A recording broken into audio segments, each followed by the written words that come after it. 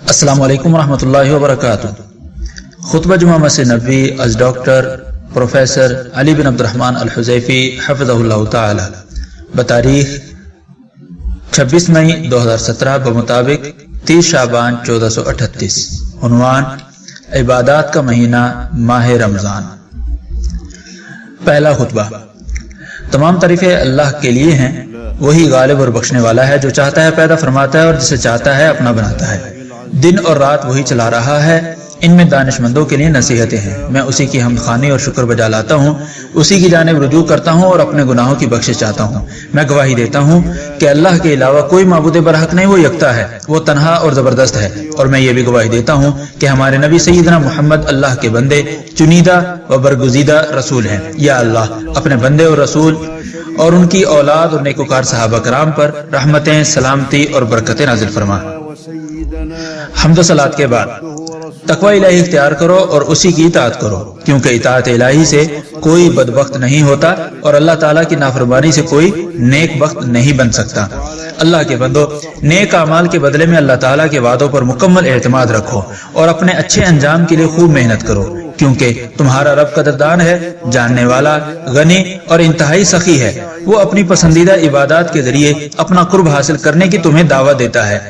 اسے تمہاری نیکیوں کی ضرورت نہیں، نیز وہ تمہاری نافرمانی سے بھی خبردار تمہیں کرتا ہے۔ تمہاری نافرمانی کوئی گزند اسے نہیں پہنچا سکتی۔ فرمانے باری تعالیٰ ہے، جو شخص بھی نیکی کرے اس کا فائدہ اسی کو ہوگا، اور جو بدی کرے گا اس کا نقصان بھی اسی کو ہوگا۔ تیرا رب بندوں پر ظلم کرنے والا نہیں ہے۔ سورہ فصلت آیت 46۔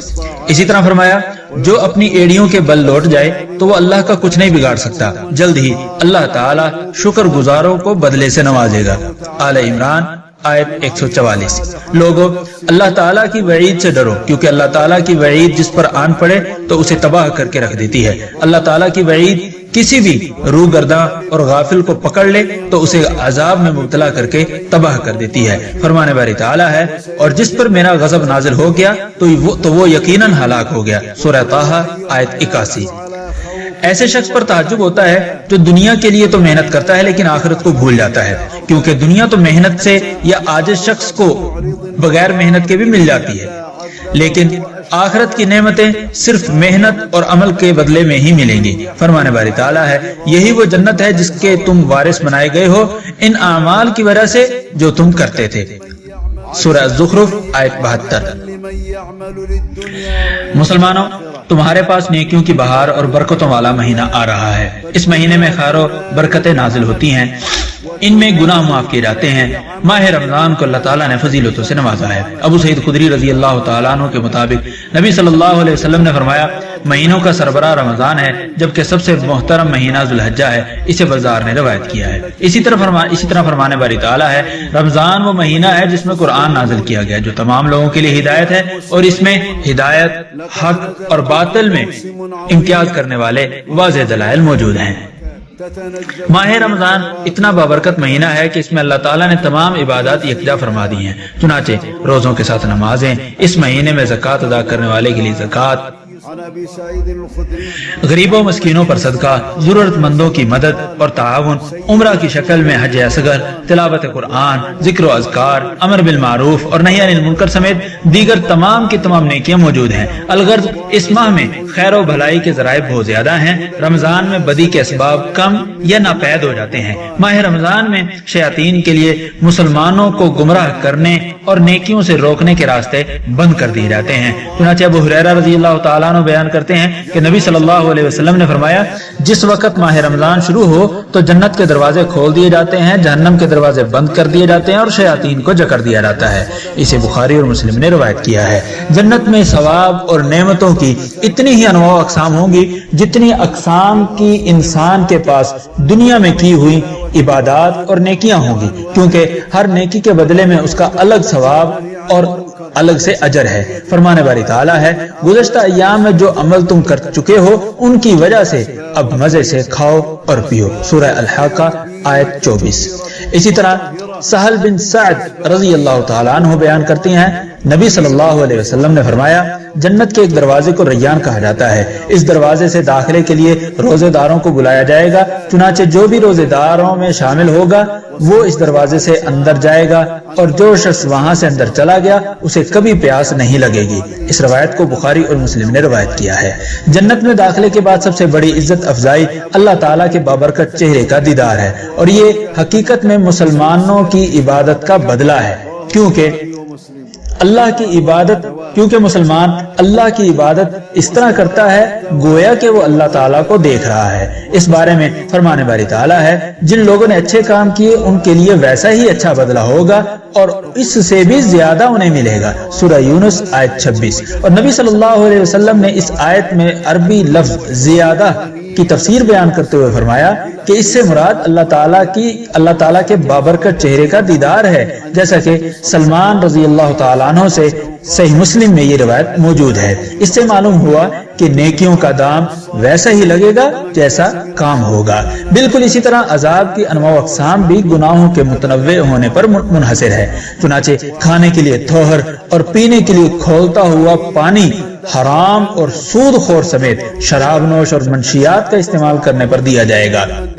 اسی طرح سر پر گرم پانی اس شخص کے سر پر ڈالا جائے گا جو اپنے آپ کو متکبر اور شرعی احکامات سے بالا تر سمجھتا تھا اور حکم عدولی کرتا تھا۔ اس بارے میں فرمان باری تعالیٰ ہے بلا شبہ تھوہر کا درخت گناہگار کا کھانا ہے جو پگھلے ہوئے تانبے کی طرح پیٹوں میں جوش مارے گا، جیسے کھولتا ہوا پانی جوش مارتا ہے۔ اسے پکڑ لو، پھر گھسیٹتے ہوئے جہنم کے عین درمیان میں دھکا دے دو، پھر کھولتے ہوئے پانی کا کچھ عذاب اس کے سر پر انڈیلو، چکھ تو ہی بڑا معزز اور شریف بنا کرتا تھا، سورہ دخان آیت 43 تا 49۔ اس لیے دنیا اور آخرت میں اصول یہی ہے کہ جیسا کام ویسا دام۔ مسلمانوں، آپ بھی خوش ہو جاؤ کہ رسول اللہ صلی اللہ علیہ وسلم صحابہ کرام کو شعبان کے آخر میں رمضان کے آنے کی خوشخبری دیا کرتے تھے۔ اس کے لیے تیار ہو جاؤ، اس مہینے کا ہر قسم کی نیکی کے ذریعے بھرپور استقبال کرو، اس کے لیے تیاری کرو، اخلاص، ثواب کی امید اور دل کی اتھاہ گہرائیوں سے خوشی کا اظہار کرو، اس لیے کہ اللہ تعالیٰ نے تمہیں ایک بار پھر ماہ رمضان نصیب فرمایا ہے۔ فرمان باری تعالیٰ ہے آپ کہہ دیں سب کچھ اللہ کے فضل اور رحمت سے ہے، لہذا اسی پر تو انہیں خوش ہونا چاہیے، یہ ان کی تمام جمع پونجی سے کہیں بہتر ہے، سورہ یونس آیت 58۔ استقبال رمضان کے لیے تمام گناہوں سے توبہ کر لو تاکہ اللہ تعالیٰ تمہارے گزشتہ تمام گناہ معاف فرما دے۔ استقبال رمضان کے لیے لوٹا ہوا مال حقیقی مالکان تک پہنچا دو، حقداروں کو ان کے حقوق دے دو تاکہ اللہ تعالیٰ تمہاری نیکیوں کو تحفظ بخشے اور تمہاری خطائیں مٹا دے۔ یہ بات ذہن نشین کر لو، ایک دن ایسا آئے گا کہ آپ رمضان دوبارہ نہیں پا سکو گے، اس لیے موت اور موت کے بعد کی سختیوں کے لیے تیاری رکھو۔ اپنے روزوں کو لغویات، بےہودگی، غیبت، چغلی سے پاک صاف رکھو، گندی باتوں اور گناہوں سے دور رہو، حرام چیزوں کو دیکھنے سے اپنی نگاہوں کی حفاظت کرو، اپنے دلوں کو برے خیالات سے بچاؤ تو تمہارے روزے اللہ تعالیٰ کے ہاں تمہارے لیے سفارشی بن جائیں گے۔ ابن عمر رضی اللہ تعالیٰ عنہما کہتے ہیں رسول اللہ صلی اللہ علیہ وسلم نے فرمایا بہت سے روزے داروں کے حصے میں صرف بھوک پیاس آتی ہے اور بہت سے قیام گزاروں کے حصے میں صرف بے خوابی آتی ہے۔ طبرانی نے اسے معجم الکبیر میں نقل کیا ہے۔ منذری رحمۃ اللہ علیہ کہتے ہیں کہ اس کی صنعت قابل قبول ہے۔ امام حضرت ابو ہریرہ رضی اللہ تعالیٰ عنہ کہتے ہیں کہ رسول اللہ صلی اللہ علیہ وسلم نے فرمایا جو شخص غلط باتوں اور شریعت سے متصادم چیزوں پر عمل نہیں چھوڑتا اللہ تعالیٰ کو اس کے بھوکے پیاسے رہنے کی کوئی ضرورت نہیں ہے۔ اس روایت کو صحیح بخاری، امام ابو داود اور امام ترمذی نے روایت کیا ہے۔ ابو عبیدہ رضی اللہ تعالیٰ عنہ بیان کرتے ہیں کہ رسول اللہ صلی اللہ علیہ وسلم نے فرمایا روزہ جب تک توڑا نہ جائے ڈھال ہے۔ اسے نسائی نے روایت کیا ہے، اور اس روایت میں امام طبرانی نے معجم الاوسط میں بیان کرتے ہوئے اضافہ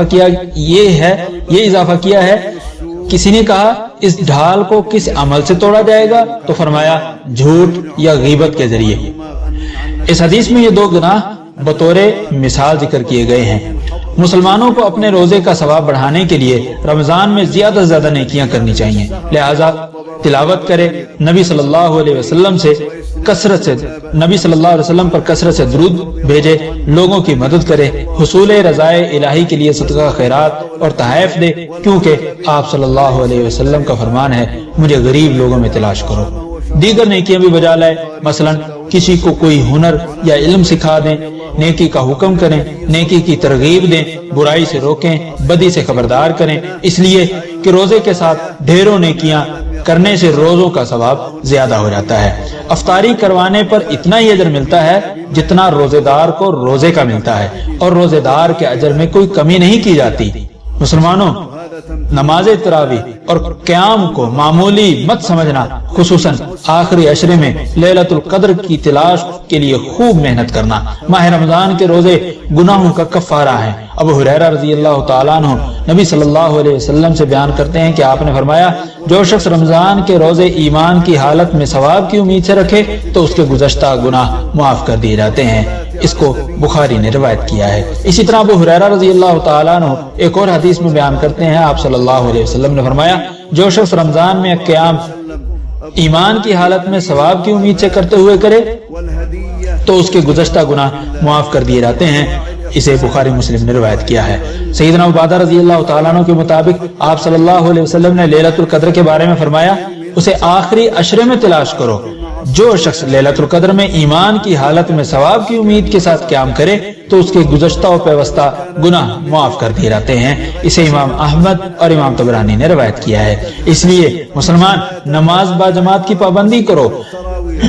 इसलिए मुसलमानों, नमाज बाजमात की पाबंदी करो। नमाज के जरिए अल्लाह ताला बंदे की हिफाजत फरमाता है, इंसान के मामलात की बागडोर अपने हाथ में लेकर उसके हालात दुरुस्त फरमा देता है। चुनाचे नमाज ज़ाया करने की दुनिया और आखिरत में बर्बादी हो जाती है।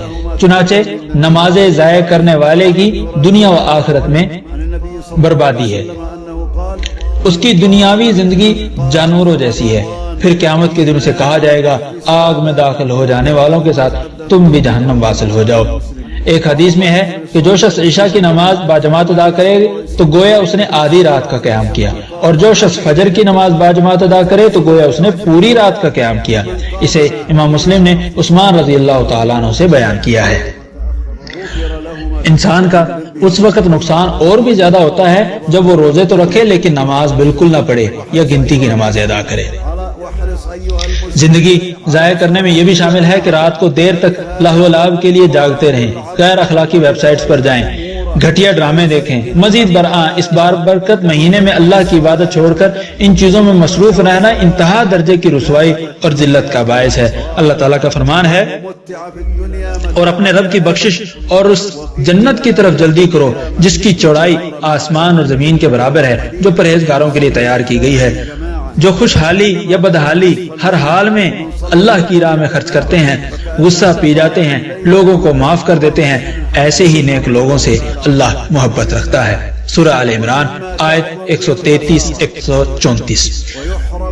अल्लाह ताला मेरे और आप सब के लिए कुरान करीम को खैर और बरकत वाला बनाए, मुझे और आप सबको इसकी आयत से मुस्तफीद होने की तौफीक दे, और हमें सैयदुल मुरसलीन सल्लल्लाहु अलैहि वसल्लम की सीरत व ठोस अहकामात पर चलने की तौफीक दे।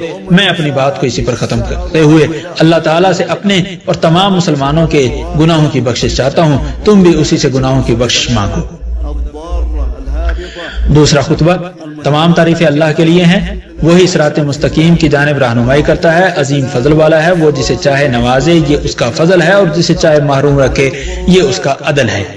वही गालिब और हिकमत वाला है। मैं उसकी हमदखानी और शुक्र बजा लाता हूँ, उसकी तरफ रुजू करता हूँ और बख्शिश तलब करता हूँ अपने गुनाहों की। मैं गवाही देता हूँ कि अल्लाह के सिवा कोई मबूद बरहक नहीं, वो अकेला है, उसका कोई शरीक नहीं, वही कुदरत और इल्म वाला है। मैं ये भी गवाही देता हूँ कि हमारे नबी और सरबराह मोहम्मद उसके बंदे और रसूल हैं। आप ही की शरीयत व सीरत रोशन और ठोस हैं। या अल्लाह अपने बंदे और रसूल मोहम्मद, उनकी आल और बुलंद अखलाकी अक़दार के पैकर सहाबे कराम पर अपनी रहमत, सलामती और बरकत नाज़िल फरमा। حمد و صلات کے بعد کما حق ہو تقوی الہی اختیار کرو اور اسلام کے مضبوط کڑے کو اچھی طرح تھام لو۔ اللہ کے بندو، ہر گناہ سے الگ الگ توبہ کرو، کیونکہ توبہ کرنے والے ہی کامیاب ہوں گے، جبکہ اپنے گناہوں پر اصرار کرنے والے تباہ و برباد ہوں گے۔ فرمان باری تعالیٰ ہے، تم سب اللہ کی طرف توبہ کرو اے مومنو، تاکہ تم کامیاب ہو جاؤ۔ یہ مہینہ توبہ کرنے کا مہینہ ہے، اور جن گناہوں سے توبہ کرنا ضروری ہے ان میں سگریٹ نوشی بھی شامل ہے۔ اس لیے مسلمان اپنے منہ کو سگریٹ نوشی سے پاک رکھو، ذکر الہی و تلاوت قرآن کے ساتھ اپنی زبان تر رکھو، اپنے ساتھ بیٹھے ہوئے نیک لوگوں اور کرامن کاتبین فرشتوں کے لیے اپنے منہ کو معطر رکھو۔ سگریٹ نوشی سے شیطان قریب ہوتے ہیں، خون گدلا ہوتا ہے، مہلک بیماریاں لگتی ہیں، عمر کم ہو جاتی ہے، نیز شرعی قواعد و ضوابط سگریٹ نوشی کو حرام قرار دیتے ہیں۔ ذہن نشین رہے کہ روزے کی نیت رات کے کسی بھی لمحے میں کرنا ضروری ہے، چنانچہ سیدہ حفصہ رضی اللہ تعالیٰ عنہ کہتی ہیں کہ نبی صلی اللہ علیہ وسلم نے فرمایا، جو شخص فجر سے پہلے روزے کی نیت نہ کرے تو اس کا کوئی روزہ نہیں۔ اس روایت کو ابو داؤد، ترمذی، نسائی اور ابن ماجہ نے روایت کیا ہے۔ ایک حدیث میں ہے کہ جو شخص رمضان کا ایک روزہ بغیر عذر کے چھوڑ دے تو پوری زندگی کے روزے اس کی قضا نہیں بن سکتے۔ اللہ کے بندو، یقیناً اللہ اور اس کے فرشتے نبی پر درود بھیجتے ہیں۔ اے ایمان والو، تم بھی ان پر درود و سلام پڑھو۔ اور آپ صلی اللہ علیہ وسلم کا فرمان ہے، جو شخص مجھ پر ایک بار درود پڑھے گا اللہ تعالیٰ اس پر 10 رحمتیں نازل فرمائے گا۔ اس لیے سید الاولین والآخرین اور امام المرسلین پر درود پڑھو۔ اللہم صلی علی محمد وعلی آل محمد کما صلیت علی ابراہیم وعلی آل ابراہیم انک حمید مجید۔